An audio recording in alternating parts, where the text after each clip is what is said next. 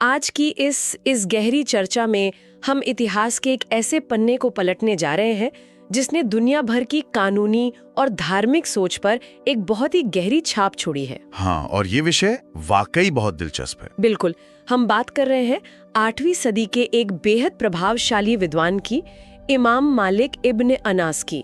उनका जन्म 711 ईस्वी में हुआ था। आज हम उनकी ऐतिहासिक किताब अल मुअत्ता और उनकी उस अनोखी विचारधारा को समझने की कोशिश करेंगे जिसने असल में इस्लामी कानून की एक पूरी बुनियाद ही तैयार कर दी थी। सही कहा। और आज इस मुद्दे को खंगालने के लिए हमारे पास जो स्रोत हैं वो काफी विस्तार में है। बिल्कुल। हमने कई एकेडमिक रिसर्च पेपर्स, ऐतिहासिक दस्तावेज और खास तौर पर उन 100 वर्जित या कह लें कि टैबू सवालों का गहराई से अध्ययन किया है।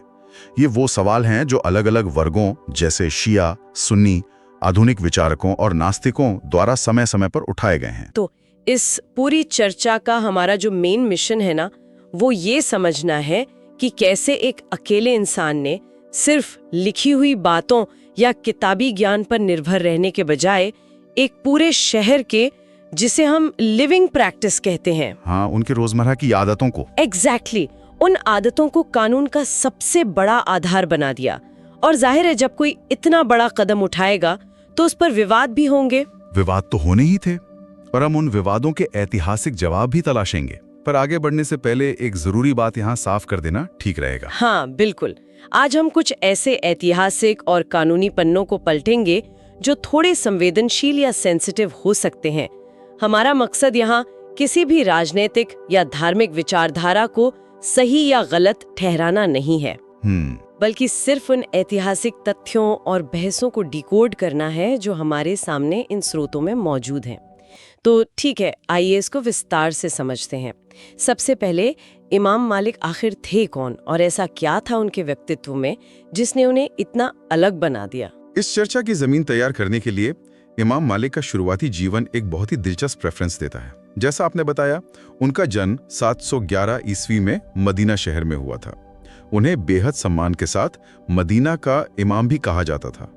यहाँ सबसे दिलचस्प बात यह है कि इमाम मालिक ने कभी भी मदीना शहर छोड़ने से साफ इनकार कर दिया था। कभी नहीं छोड़ा? कभी नहीं।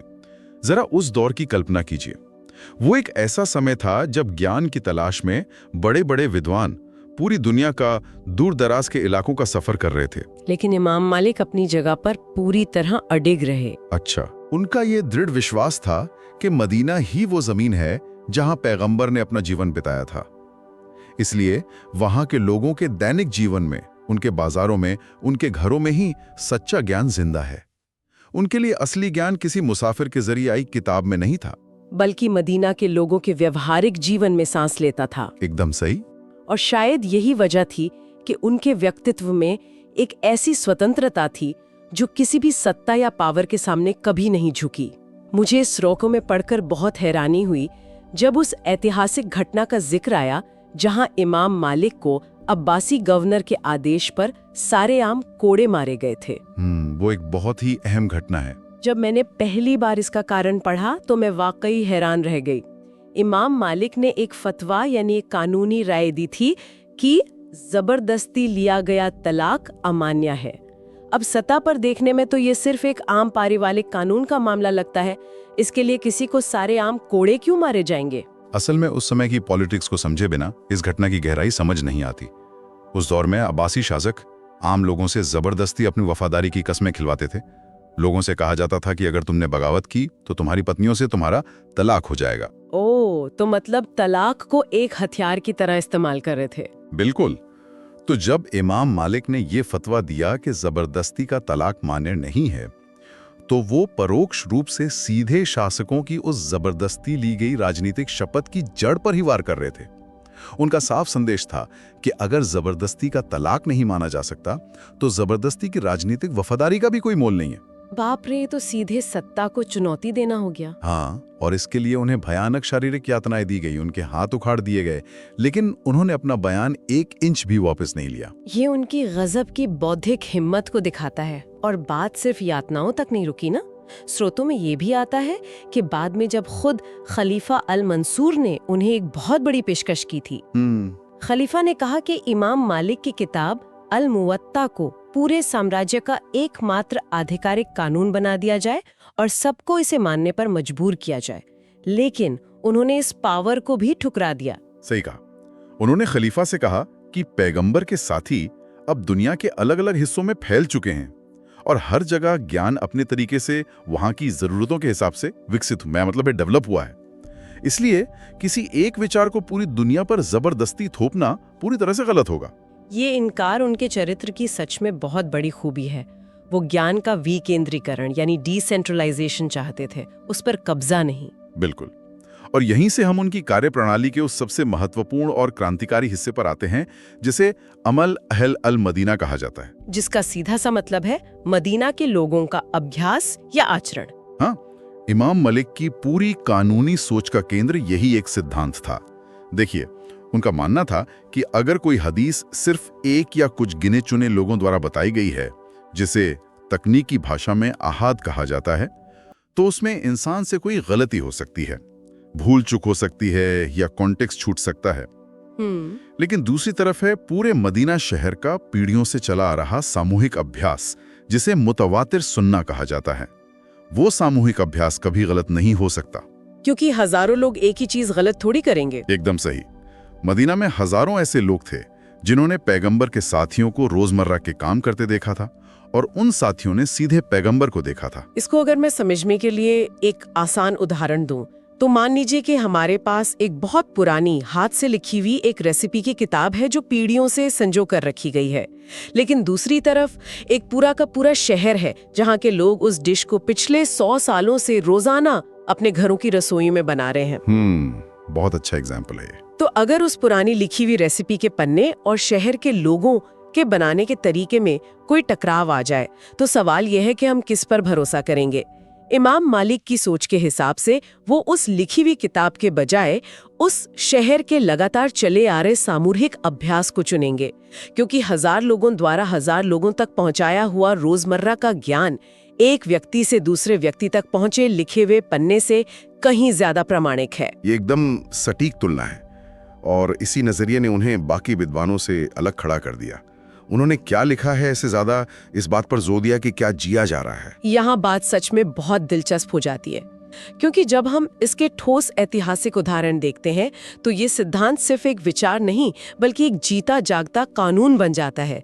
जैसे कि नमाज पढ़ने के तरीके को लेकर जो उनका नजरिया था। जी, नमाज में हाथ बांधने या खुले छोड़ने का विवाद इसका सबसे बेहतरीन उदाहरण है।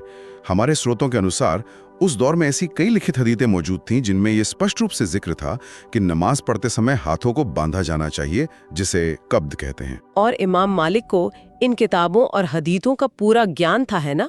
बिल्कुल, बहुत गहरा ज्ञान था। लेकिन जब उन्होंने मदीना के लोगों को देखा तो उन्होंने पाया कि मदीना की पूरी पीढ़ी सामूहिक रूप से अपने हाथ खुले छोड़कर नमाज पढ़ रही थी। इसे सैडल कहा जाता है। तो उन्होंने उसी खुले हाथ वाली परंपरा का समर्थन किया। सिर्फ इसलिए क्योंकि लोग वैसा कर रहे थे। हाँ, और इसी तरह नमाज में बार बार हाथ उठाने का भी एक नियम था। अन्य हदीसों में बार बार हाथ उठाने का जिक्र है, लेकिन इमाम मालिक ने मदीना के अभ्यास को देखते हुए सिर्फ शुरुआत में एक बार हाथ उठाने को ही सही माना। और पता है, ये बात सिर्फ इबादत के तरीकों तक सीमित नहीं थी। व्यापार और बाजार के नियमों में भी यही नजरिया देखने को मिलता है। जैसे स्रोतों में एक बड़ा अच्छा जिक्र है सौदे को रद्द करने का विकल्प, यानी ऑप्शन टू कैंसिल सेल। हाँ, ये कमर्शियल लॉ का एक बड़ा हिस्सा है। वही तो, एक हदीस थी जो कहती थी कि खरीद फरोख्त करने वाले 2 लोगों के पास सौदा रद्द करने का ऑप्शन तब तक मौजूद रहता है जब तक वो शारीरिक रूप से एक दूसरे से अलग ना हो जाएं या वहां से चले ना जाएं। लेकिन इमाम मालिक ने इस हदीस को लागू करने से इनकार कर दिया। क्यों? क्योंकि मदीना के व्यस्त बाजारों में व्यापारियों का ये रोजमर्रा का अभ्यास था ही नहीं। वहां सौदे इस तरह से नहीं होते थे। और उनकी यही पूरी सोच, उनका यही आधार उनकी उस महान किताब में झलकता है जिसका नाम है अल मुवत्ता। अगर इसके शाब्दिक अर्थ को देखें तो इसका मतलब ही होता है अच्छी तरह से चला हुआ रास्ता, या एक ऐसा रास्ता जिस पर बहुत से लोग पहले ही चल चुके हैं। इस किताब में लगभग 1720 रिपोर्ट शामिल की गई हैं। लेकिन एक बात समझनी बहुत जरूरी है कि ये सिर्फ हदीसों का कोई आम संग्रह नहीं है। ये असल में एक पूरी कानूनी नियमावली है, एक फिक्ह मैनुअल है। तो क्या इसका ढांचा बाकी हदीस किताबों से थोड़ा अलग था? बिल्कुल अलग था। इसकी संरचना को मुसन्नफ शैली कहा जाता है, यानी इसे अलग अलग विषयों के अनुसार बहुत सिस्टमैटिक ढंग से बांटा गया है, जैसे इबादत के नियम, व्यापार, विवाह और आपराधिक क्रिमिनल लॉ। इसमें सिर्फ पैगंबर की हदीसें शामिल नहीं हैं जिन्हें मरफू कहा जाता है, बल्कि इसमें पैगंबर के साथियों के बयान यानी मौकूफ और उनके बाद आने वाले उत्तराधिकारियों के विचार जिन्हें मक्तू कहते हैं, वो सब शामिल हैं। रुकिए, यहाँ मेरे दिमाग में एक सवाल उठ रहा है। मैंने स्रोतों में पढ़ा था कि इमाम मालिक ने ऐसी रिपोर्टों को भी शामिल किया जिसे मुरसल कहते हैं, जिसका मतलब है वो रिपोर्ट जिनकी कड़ियां बीच में टूटी हुई हैं या जिनका स्रोत पूरी तरह पक्का नहीं है। अब क्या कानून बनाने में ऐसे सबूतों की जरूरत नहीं होती जिनकी कड़ी पूरी तरह से ठोस हो? ये तो कानून की बिल्कुल बेसिक शर्त लगती है। ये एक बहुत ही जायज सवाल है और सच कहूं तो यही इमाम मालिक की सबसे बड़ी खासियत थी। देखिए, कोई दूसरा विद्वान शायद ऐसी टूटी हुई कड़ी वाली रिपोर्ट को तुरंत खारिज कर देता। हाँ, एग्जैक्टली। लेकिन इमाम मालिक के लिए अगर कोई मुरसल या टूटी हुई कड़ी वाली रिपोर्ट भी मदीना के उस सामूहिक अभ्यास से मेल खाती थी जो वो अपनी आंखों के सामने देख रहे थे, तो वो उसे कानूनी रूप से पूरी तरह वैध मानते थे। उनके लिए मदीना का सामूहिक आचरण ही उस टूटी हुई कड़ी को जोड़ने वाला सबसे बड़ा सबूत था। यानी ग्राउंड रियलिटी ही उनका मेन प्रूफ थी।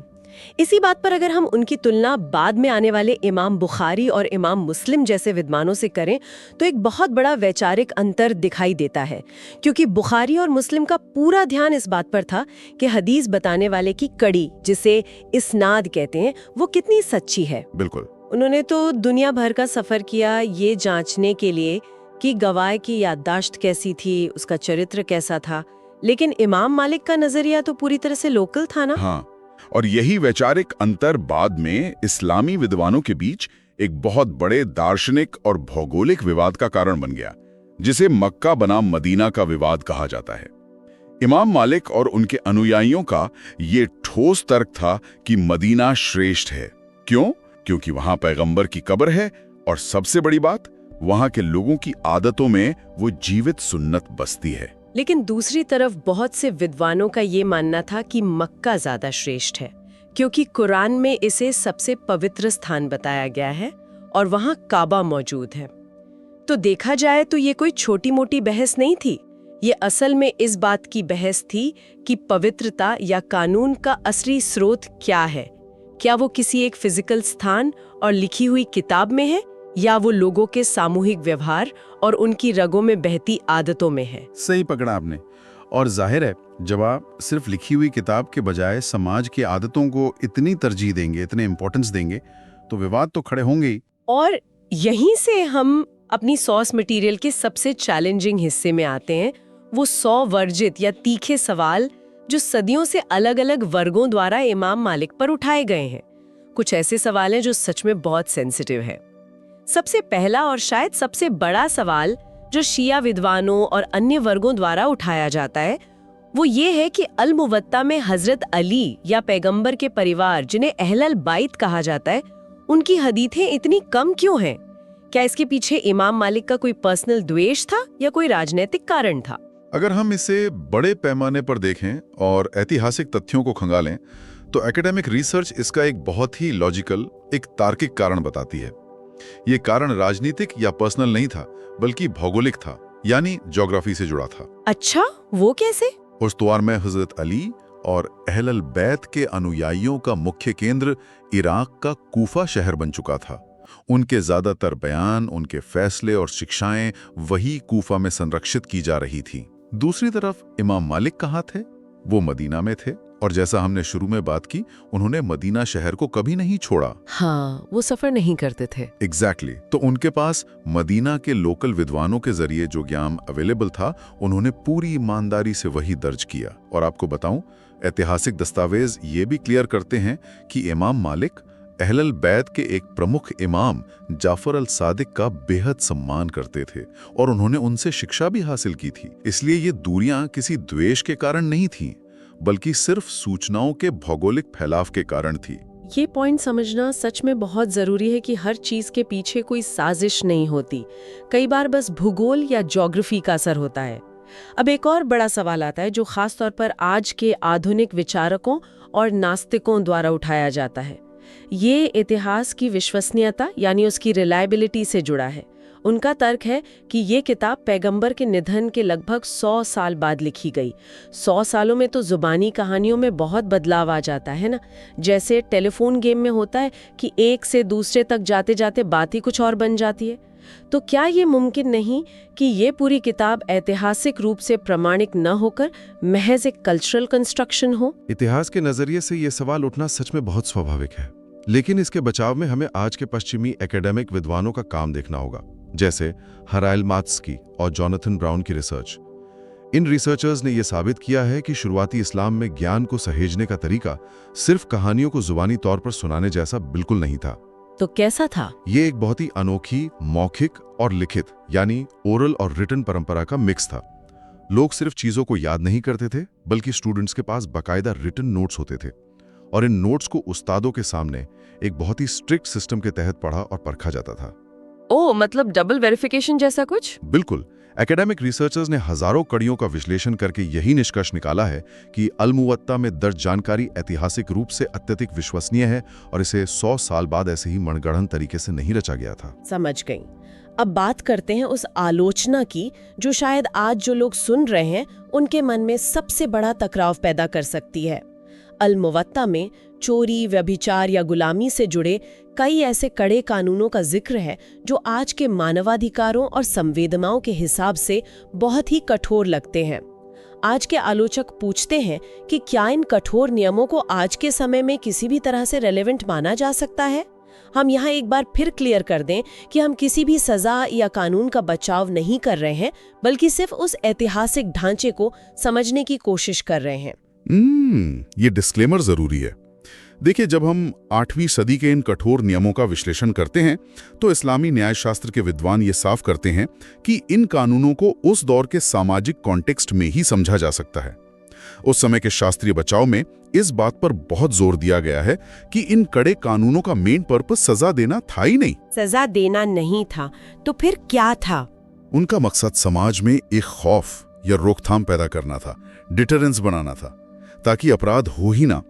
उदाहरण के लिए, व्यभिचार के मामलों में सबूतों की शर्तें इतनी ज्यादा कड़ी रखी गई थी, जैसे 4 चश्मदीद गवाहों का एक ही समय पर मौजूद होना, कि अगर आप ग्राउंड रियलिटी देखें तो इन सजाओं को लागू करना लगभग असंभव हो जाता था। लेकिन गुलामी का क्या?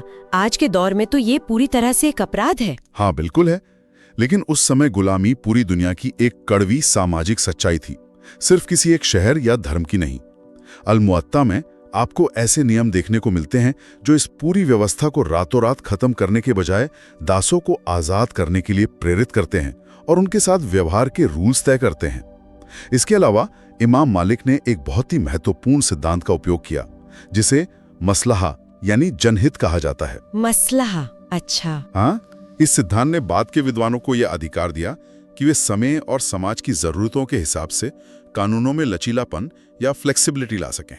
तो इस सब का आखिर क्या मतलब है आज के इस दौर में, जहां हमारे पास इंटरनेट पर बेपनाह मालूमात है, इंफॉर्मेशन की कोई कमी नहीं है? वहां इमाम मालिक का ये सैकड़ों साल पुराना नजरिया हमारे लिए कैसे मायने रखता है? मेरे ख्याल से ये बहुत रेलेवेंट है आज भी। बिल्कुल। उनका पूरा जीवन हमें ये सिखाता है कि सिर्फ लिखी हुई किताबों या नियमों को आंख बंद करके पढ़ लेना ही काफी नहीं होता। असली समझ इस बात में है कि एक समाज उस ज्ञान को अपने रोजमर्रा के व्यवहार में कैसे उतार रहा है। सिर्फ किताबी ज्ञान और असल जिंदगी के बर्ताव के बीच का जो बैलेंस है ना, वही असली ज्ञान है। सिर्फ पन्नों में कैद कानून एक बेहतर समाज नहीं बनाते, बल्कि समाज की रोजमर्रा की आदतें उस कानून को असल में जीवंत बनाती हैं। ये एक महत्वपूर्ण सवाल खड़ा करता है।